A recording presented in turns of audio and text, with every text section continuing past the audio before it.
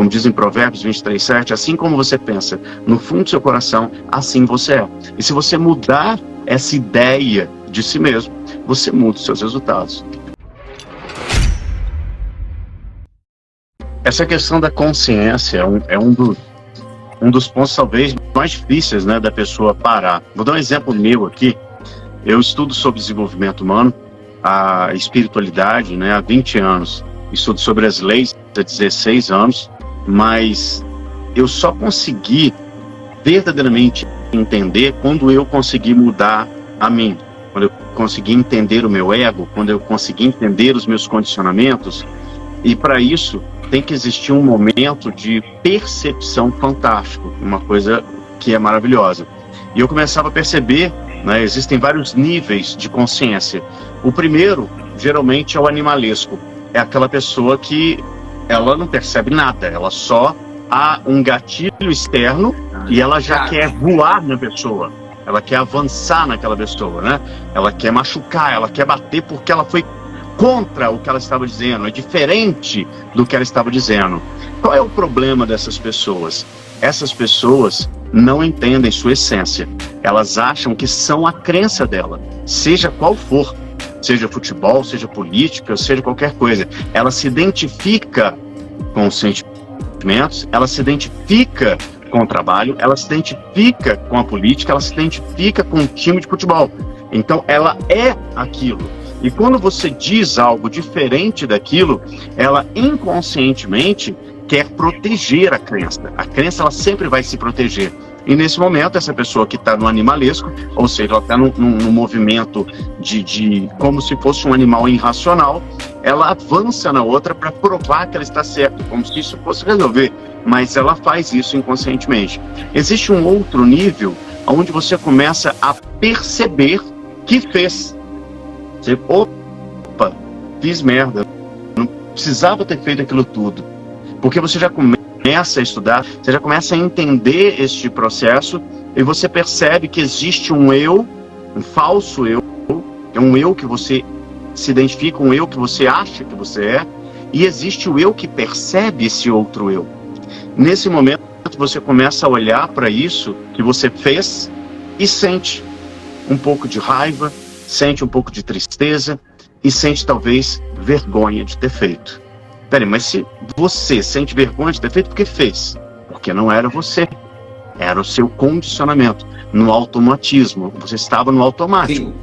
Um outro nível, você já consegue perceber no momento que está sentindo, mas ainda não controla, mas percebe, olha, estou sentindo a raiva, minha vontade é falar na cara dele, minha vontade é fazer tal coisa, minha vontade é esganá-lo, e aqui vem aquela raiva e de repente você solta você fala alguma coisa. Num próximo nível de consciência, expansão da consciência, você já percebe que está sentindo e consegue não fazê-lo, consegue observar.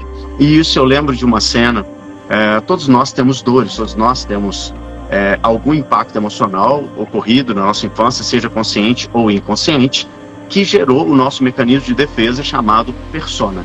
A nossa personagem, a personalidade que a gente tem é em cima de um mecanismo de defesa da mente que vem para nos proteger. E eu sempre tive uma sensação de incapacidade, de ser pequeno, ser inferior, que as pessoas não me respeitavam. E uma vez eu estava fazendo um curso de psicologia, de terapia, era filoneuroterapia holística. Olha isso, tudo numa coisa só. Tinha desde filosofia até astrologia e tal. E aí dentro desse curso eu tinha um senhor lá bem mais velho e que ele se achava. E eu, dentro da minha ignorância ainda, estava lá aprendendo, estava lá estudando, e ele, não sei o que ele falou, eu não lembro mais o que ele falou, porque foi insignificante. Olha só, o que ele disse foi insignificante, mas sobre o porquê que ele disse foi insignificante, mas o que ele disse foi marcado, que eu estava dizendo alguma coisa para a professora, estava explicando para ela o meu ponto de vista sobre tal coisa, ele cortou no meio do negócio e falou assim: você está dizendo isso porque você é muito jovem. Ele não sabia quantos anos eu tinha. Na cabeça dele, eu era muito jovem, sabe? E aí ele falou, rapaz, quando ele disse aquilo, o que acontece? Não importa o que ele disse, importa como eu percebi. Eu fiquei com tanta raiva dele e a minha vontade era de espancá-lo. E eu tentei segurar, eu percebi que eu fiquei nervoso, mas eu não consegui segurar. Isso, sei lá quantos anos tem isso, 10 anos mais ou menos. E eu não consegui segurar. E eu comecei a diminuir o cara, a humilhar o cara, falar alto, e minha voz é muito forte. Eu comecei a falar alto dentro da sala. A minha esposa regalou o olho assim, ficou olhando para mim. E a gente acabou indo embora, então mudei de assunto, fui embora. E chegou em casa, a gente conversou. E é muito legal você ter alguém para conversar e mostrar suas sombras, sabe? Ela virou para mim e falou assim: poxa, para que aquilo tudo? Ele só fez um comentário. Mas qual que foi a grande sacada ali? Eu me senti atacado. Eu me senti atacado. Por quê? Quem se sentiu atacado, na verdade, foi o meu ego. A ideia sobre mim que ficou machucado com a atitude externa dele. E aquilo fez com que eu tivesse um gatilho.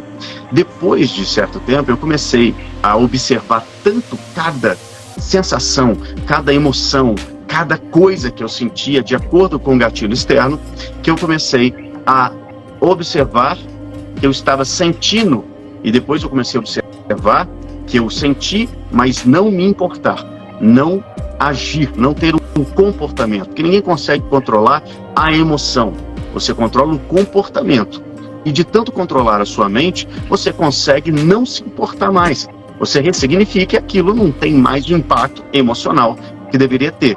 Mas depois eu comecei a perceber que eu já estava conseguindo não me importar mais, e quando vinha, eu simplesmente não fazia nada. Eu entendia que aquilo era só o meu ego ferido ali, querendo atacar ele. E o que você falou aqui das três partes, até coloquei um desenho aqui, ó. Olha só, rapaz, que isso, cara. Para ficar mais fácil, né? Essas pessoas que estão na sobrevivência, que estão sobrevivendo, elas estão exatamente nesse nível, né? Se a gente não entender quem é a gente, qual a nossa essência, entender o nosso propósito, entender o que a gente está fazendo aqui e dominar a nossa mente, a gente vai sempre ser dominado por ela e vai ter dificuldade de ter os resultados que a gente gostaria de ter. Exatamente porque existe o eu, o seu eu verdadeiro, mas existem os seus condicionamentos. O que são os seus condicionamentos? Tudo que você faz tem uma condição. É como se fosse um óculos de realidade virtual. Então você coloca o óculos e você não vê a vida como ela é. Você vê a vida através desse óculos de realidade virtual, que são as condições que aconteceram com você. E por você se identificar com isso, você não consegue olhar as coisas de uma forma pura, né? Como Jesus falava: vinde a mim as criancinhas, porque tem toda uma pureza, elas já são a essência. Elas não vêm através de filtro nenhum. Somos nós que vamos colocando filtros nas crianças. E por isso ela começa a ter isso. E aí, respondendo a pergunta que eu fiz aqui, por que as pessoas têm tanta dificuldade em mudar? Porque a maioria das pessoas, elas não estão insatisfeitas com elas. Elas estão insatisfeitas com o resultado que elas têm. Elas amam elas. Só que ela não entende que este eu que ela ama é que faz o reflexo do resultado.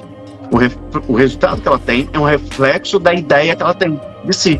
Então ela quer mudar o resultado, ou querem que mudem para ela, mas ela não entende que ela precisa mudar o eu, o falso eu.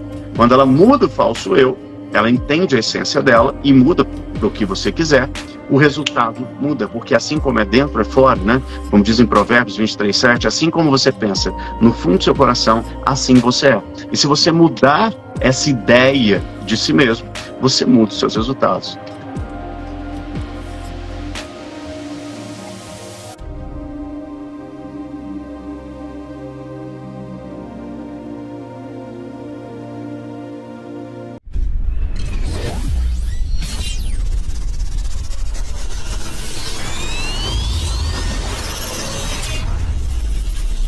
Indomáveis.